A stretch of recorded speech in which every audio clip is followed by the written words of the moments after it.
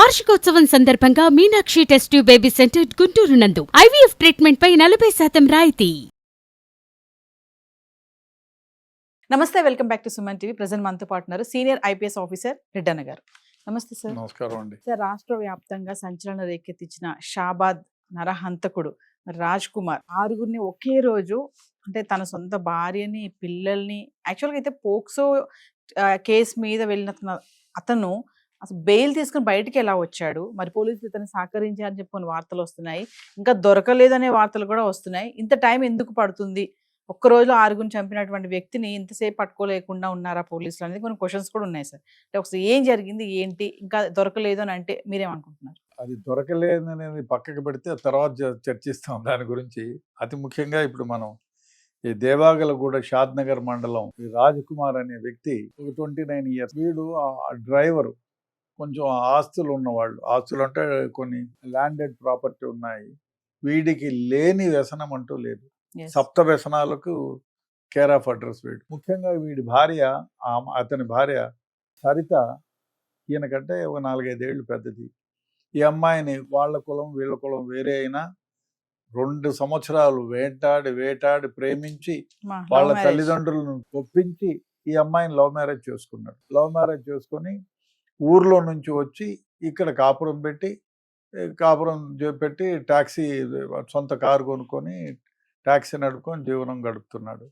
వీడికి తాగుడు, జూదము, ఇంకో అతి ముఖ్యంగా వీడు ఈ ఆన్లైన్ గేమింగ్లో దాదాపు బెట్టింగ్ యాప్స్లో దాదాపు 2-2.5 కోట్ల వరకు అప్పులు చేస్తే కొన్ని ల్యాండ్స్ అమ్మి వాళ్ళ తండ్రి తీర్చేసినాడు అని వినపడుతుంది. ఆ తర్వాత ఈ అమ్మాయిని పెళ్లి చేసుకొని 2 పిల్లలు, 4 ఏళ్ల పిల్లోడు, ఇంకో 2 ఏళ్ల పిల్లోళ్ళు 2 ఉన్నారు. సో ఈ విధంగా ఉంటే వీళ్ళ ఎదురింట్లోనే ఒక 17 ఏళ్ల అమ్మాయి, ఆ అమ్మాయిని వీడు లవ్ చేయడం మొదలుపెట్టినాడు.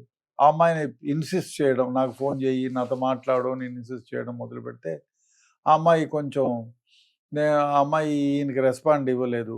తర్వాత ఎన్నెన్నో చేశాడు. ఈ అమ్మాయిని వెంటబడడం చూస్తే ఈ అమ్మాయిని కాలేజీకి పోయేది, శంషాబాద్కి పోయేది మాన్పించి ఇంట్లోనే పెట్టి చదువుకోమని. పోయిన నెల మేలో 16వ తేదీ లాస్ట్ ఎగ్జామ్ ఏమో, ఎగ్జామ్కి పోయేటప్పుడు వీడు ఏం చేశాడు, ఇంటి ముందర సీసీ కెమెరా పెట్టినాడు. ఆ కెమెరా యొక్క ఫుటేజెస్ అన్నీ వీడి మొబైల్లో చెక్ చేసుకునేది.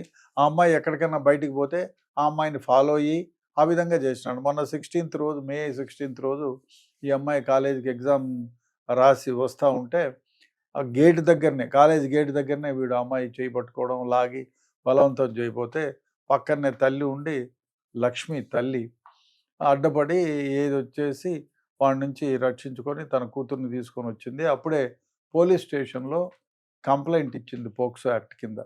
పోలీసులు ఎస్ఐ రవీనో ఎవరో ఎఫ్ఐఆర్ కట్టినాడు. ఎఫ్ఐఆర్ కట్టిన తర్వాత వీడిని అరెస్ట్ చేయాల్సింది. ఇప్పుడు ఏమిటంటే అన్ని సెక్షన్ల కింద ఎఫ్ఐఆర్ కట్టలేదు. ఏదో 7 ఇయర్స్ అంటే మామూలుగా 7 ఇయర్స్ ఉంటే ఇట్ ఇస్ బెయిలబుల్ అని వాడిని అరెస్ట్ చేయలేదు. అరెస్ట్ చేయకపోతే వాడేం చేసినాడు, కోర్టుకు పోయి యాంటిసిపేటరీ బెయిల్ తెచ్చుకున్నాడు. అంటే ముందస్తు బెయిల్, అరెస్ట్ కానికుండా పోలీసులతో తెచ్చుకున్న రోజే పకడ్బందీగా ప్లాన్ చేసుకొని ముందు వీళ్ళందరినీ నా పైన కేసు పెడుతుందా ఆ అమ్మాయి వాళ్ళ తల్లిదండ్రులు అని చెప్పాడు. ఇంకో విషయం ఏమంటే ఇప్పుడు కొత్తగా ఇతను ఈ రాజకుమార్ అనే వ్యక్తి ఈ అమ్మాయి తండ్రి ఎవరైతే ఉన్నారో అతనికి తాగుడు అలవాటు ఉంది. అతన్ని కారులో ఎక్కించుకుపోయి తాపి తీసుకొచ్చి ఇంట్లో వదిలిపెట్టినారు. వదిలిపెడితే ఆ గురక పెట్టే అలవాటు ఉంది అతనికి. ఏమి గురక రాలేదని చెప్పి చెక్ చేస్తే తల్లి ఈయన అపస్మారక స్థితిలో ఉంటే ఈయన వాడే అదే కారులో, అదే ఈ రాజకుమారే ఆ కారులో తీసుకుపోయి ఎక్కడో హాస్పిటల్ తీసుకొస్తే బ్రాడ్ డెడ్ అని చెప్పినారు. ఇప్పుడు వీడేం చేసినాడు, ఈ చనిపోయేసిన తర్వాత ఈ అమ్మాయిని చంపిన దగ్గర 6 మంది చంపినాడు, 7 రాళ్ళు పేర్చినాడు. అంటే ఇప్పుడు అర్థమయ్యేది ఏమంటే 7 మందిని చంపినాను అని. అంటే ఇంకో మాట కూడా చెప్పాడు, ఈ అమ్మాయిని మీ నాన్నను చంపినట్టే నిన్ను చంపుతాను అని.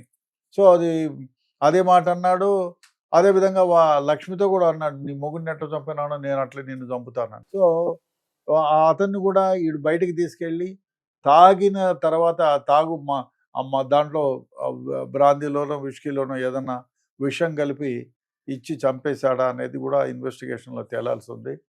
ఇవన్నీ జరగంగా ఈ అమ్మాయిని బలవంతం చేశారు. పోక్సో యాక్ట్లో కోర్టులో ముందస్తు బెయిల్ వచ్చింది. బెయిల్ వచ్చిన తరే వీడు అక్కడ షాద్నగర్లోనో మరి శంషాబాద్లోనో ఎక్కడో కత్తి కొనుక్కొని వచ్చాడు. కత్తి కొనుక్కొని ముందుగా ప్రిపేర్డ్, ఎట్లా పోవాలా, ఏం చేయాలా, అందరూ నిద్రపోయిన తర్వాత ముందర నుంచి అయితే గొడవ అవుతుందని ఇంటి వెనకాల నుంచి వచ్చి ఏం చేస్తారు, తలుపు తట్టాడు. తలుపు తట్టితే ఈ అమ్మాయి తలుపు తీసింది. ఆ అమ్మాయిని పక్కకి నెట్టుకొని పోయి వాళ్ళ అమ్మని ఫస్ట్ గొంతు కోసాడు. అందరినీ గొంతే కోసాడు. గొంతు కోస్తే ఆ ముసలామ అడ్డం వచ్చింది, రుక్కమ్మ అమ్మమ్మ. ఆమెని చంపేశాడు. చంపేసి ఈమెను బలవంతం చేసి తీసుకెళ్ళాడు 5 కిలోమీటర్లు ఊరు 5 బయట. కిలోమీటర్లు తీసుకెళ్ళి అక్కడ తీసుకెళ్ళి చంపాడు అమ్మాయిని. అక్కడ ఆ అమ్మాయిని చంపాడు. ఇప్పుడు ఏముంటే అర్థమవుతుందంటే, అందరినీ చంపేశాను, నువ్వు నాకు ఒబ్లైజ్ చెయ్యి, నాతోనే ఉండిపో అచ్చా. అని చెప్పింటాడు. ఆ అమ్మాయి ఆ ఒప్పుకోకుండా అమ్మాయిని ఉంది. ఎత్తుకెళ్ళిపోదాం అనుకున్నాడు. ఎత్తుకెళ్ళిపోయి వాడు మొదటి నుంచి అంటున్నాడు భార్యతో కూడా, ఆ పిల్ల ఇష్టం నాకు, దానిలాగా ఉండాలా. అదే కాకుండా వానికి ఈ ఒక్క అమ్మాయితోనే కాదు, ఎవరిని చూసినా ఆ అమ్మాయి నాకు కావాలా అని మనస్తత్వంతో చాలా మందితో మాట్లాడినాడని భార్య చెప్తుంది. సో ఆ విధంగా వీడికి ఆ దురాలోచనలు కూడా ఉన్నాయి. ఎవరు అందంగా కనపడినా ఆ అమ్మాయితో సెక్షువల్గా రమించాలనేటువంటి కోరిక విపరీతంగా ఉంది.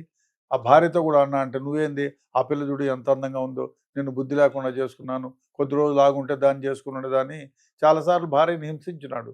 సో ఈ కేసు అయిన తర్వాత భార్య కూడా నువ్వు ఇట్లాంటి దానికి పోయి అనవసరంగా ఇరుక్కుంటున్నావు అనేది తిట్టి ఉంటుంది. ఏ భార్య అనేది తిడుతుంది. అందువల్ల ఆమె పైన కూడా కక్ష పెంచుకున్నాడు. ఆమె తోడుకోడలు తోడుకోడలు కాదు, ఆమె భార్య వదిన చెప్పడం ఏమిటంటే, ఈమె చెప్పిందంట, వీడితో ఏగలేకుండా ఉన్నాను, వీడి అల్లరి ఎక్కువ ఉన్నాయి, లేని అప్పులు చేస్తున్నాడు, సంసారం చేయటం కంటే వ్యభిచారం ఎక్కువ చేస్తున్నాడు వీడు, కాబట్టి వీడి నుంచి నాకు విడాకులు తీసుకుంటే బాగుంటుందని చెప్పి ఆమె దగ్గర ఎక్స్ప్రెస్ చేసి, ఇంకో 2-3 నెలలు ఆగిన తర్వాత వీడు ఇలాగే ఉంటే డెఫినెట్గా వీడి నుంచి నేను విడాకులు తీసుకొని నా పిల్లలు తీసుకొని బ్రతికిపోతానని ఆమె చెప్పింది. సో అని చెప్తుంది ఈమె. అది నిజమే, ఎందుకంటే వీడి క్యారెక్టర్ అట్లాంటిది. ఆమెను లవ్ చేసి పెళ్లి చేసుకొని ఎదురింటి అమ్మాయిని నన్ను పెళ్లి చేసుకొని నిన్ను ఉంచుకుంటా, పెళ్లి చేసుకుంటానని చెప్పి ఆమె వెంట పడడం ఉంటే క్యారెక్టర్ లెస్ అని అర్థమైపోయింది. సో ఆ విధంగా ఈ అమ్మాయి ఒప్పుకోకపోతే ఆ అమ్మాయిని చంపేసి మళ్ళీ ఇంటికి వచ్చాడు. ఇంటికి వచ్చి భార్యను నిద్రలేపి ఆమెను చంపి 2 పిల్లల్ని చంపి వెళ్ళిపోయినాడు. వెళ్ళిపోతూ ఆ తండ్రికి ఫోన్ చేసినాడు. ఏమని, నేను ఇట్లా 6 మందిని చంపేశాను, సో నేను కూడా చచ్చిపోతున్నానని వెళ్ళిపోయినాడు. ఇప్పుడు ఇన్వెస్టిగేషన్లో తేలేది ఏమిటంటే, వీడు తిమ్మాపూర్ రైల్వే స్టేషన్ దగ్గర ఎక్కడో ట్రైన్ వస్తే దాని ఎదురుగుండా నిలబడినాడు. ఆ ఫుటేజెస్ వీడి కోసం రైల్వే స్టేషన్లో ఎక్కడైనా ఎక్కాడా అని పోలీసులు విచారిస్తుంటే వీడు ట్రైన్కి అడ్డంగా పోయి నిలబడుకున్నాడు. చచ్చిపోయేదానికి ధైర్యం చాలక పక్కకు వచ్చేసి వెళ్ళిపోయినాడు. అయితే వీడి కోసం పోలీసులు గాలిస్తున్నారు. ఇంకొకటి ఏమిటంటే, ప్రజలు అనుకునేది ఏమిటంటే, సరైన కేసు పెట్టి వీడిని ఇమీడియట్గా అరెస్ట్ చేసి ఉంటే డెఫినెట్గా ఈ ఘాతుకం జరిగేది కాదు. వీడిని సరిగా దండించలేకపోయినారు పోలీసులు అనేది ఒక ఇది. అదే కాకుండా 7 years లోపల ఉండే కేసే పెట్టినారు సెక్షన్స్ అనేది ఒక ఇది. అది ఇన్వెస్టిగేషన్లో తేలుతుంది. ఆల్రెడీ ఎస్ఐని ఇన్స్పెక్టర్ని ఇద్దరిని సస్పెండ్ చేశారు. దీంట్లో ఇంకొక వ్యవహారం ఏమంటే, ఎవరో సమ్ పొలిటికల్ లీడర్ ఇన్వాల్వ్ అయినాడు. అతని ద్వారా ఎస్ఐ 10,000 రూపాయలు స్వీకరించి ఈ తక్కువ సెక్షన్ల కేసు పెట్టాడు అనేది ఒక అభియోగం. డెఫినెట్గా అది కూడా ఇన్వెస్టిగేషన్లో తేలుతుంది. ఎందుకంటే ఈ అమ్మాయి ఇచ్చిన కంప్లైంట్లో కంటెంట్స్ ఏమిటి, ఆ కంటెంట్స్ నువ్వు కాకుండా వేరేది ఏదైనా ఎఫ్ఐఆర్లు సెక్షన్లు పెట్టినారు అనేది జరుగుతుంది. అదే అయితే పోలీసులపైన యాక్షన్ తీసుకోవాల్సిన అవసరం ఎంతైనా ఉంది.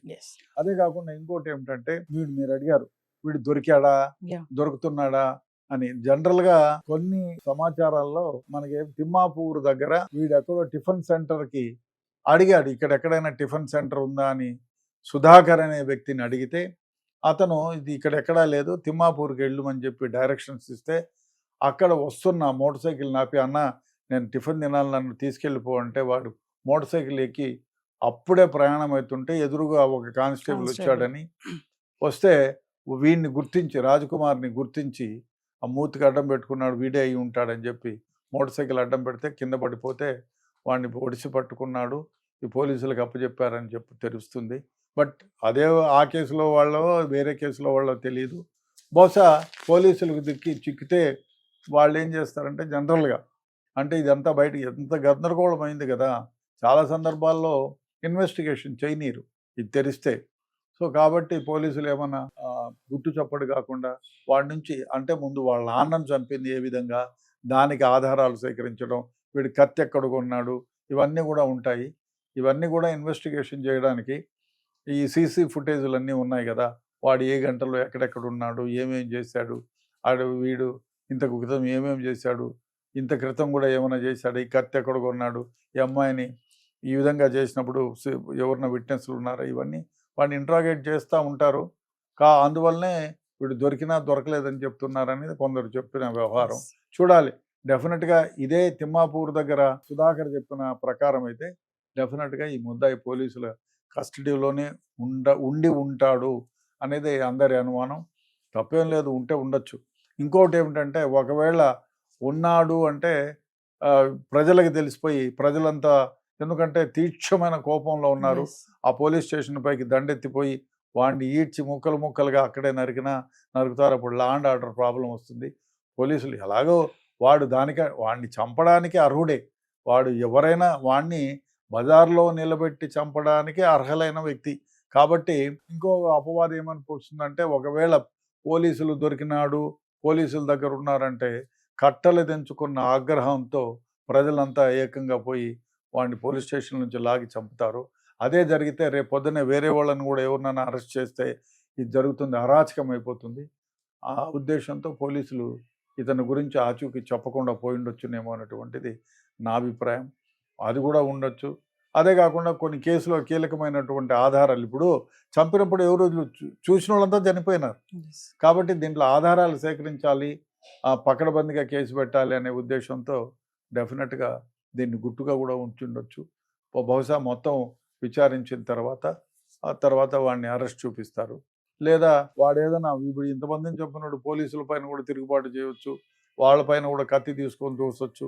లేదు ఆ కత్తి ఎక్కడ పడేసవచ్చు, వాని దగ్గర కత్తి ఉండదు కదా, ఎక్కడో పడేసి ఉంటాడు, ఎక్కడో ఉంది కత్తి చూపిస్తానని చెప్పి బయటికి తీసుకెళ్ళి వెంటొచ్చిన పోలీసు వాళ్ళని కూడా తుపాకీ లాక్కొనో ఇంకోటో చేస్తే గత్యంతరం లేని పోలీసులు డెఫినెట్గా కాల్పులు కూడా జరిపే అవకాశం ఉంది. కాబట్టి వాడు దొరికిన విషయం ఇంతవరకు తెలియదు, దొరికే ఉండొచ్చు. ఈ కొన్ని కథనాల ప్రకారం దొరకపోయినా వాడిని వదిలిపెట్టరు, ప్రజలు వదిలిపెట్టరు. ఎక్కడైనా దొరికితే ప్రజలు వాడిని కొట్టి చంపుతారు, లేదా పోలీసులు అరెస్ట్ చేసి జైలు. అంటే చివరిగా ఒక ప్రశ్న సార్, అంటే ఎన్కౌంటర్ చేసే అవకాశాలు కనిపిస్తున్నాయి అనుకోవచ్చు అంటారు? ఎన్కౌంటర్ అంటే పోలీసులు నిలబెట్టి కాల్చేది ఉండదండి. ఇప్పుడు ఇంత నిర్దాక్షిణ్యంగా 6 మందిని చంపిన వ్యక్తి సొంత భార్యను ముక్కుపచ్చలారని ముద్దుగారే పిల్లల్ని 2 చంపినాడంటే వాడు పోలీసులనైనా చంపడానికి వెనుకాడు. కాబట్టి పోలీసుల పైన కత్తి దూచడము, వాడు ఎట్లాంటి క్యారెక్టర్ అంటే నేను చచ్చినా పర్వాలేదు ఇటువంటిని కూడా చంపుతాననే ఉద్దేశంతో పోలీసుల పైన తిరుగుబాటు చేసి వాళ్ళ దగ్గర ఉండే తుపాకులు పెరుక్కోవడమో, లేకపోతే లోపల ఎక్కడైనా వస్తువు పెట్టుకుని పోలీసులను అటాక్ చేసేదానికి ప్రయత్నిస్తే పోలీసులు డెఫినెట్గా కాల్చి చంపేటువంటి ఆస్కారం చాలా ఎక్కువ. Thank you.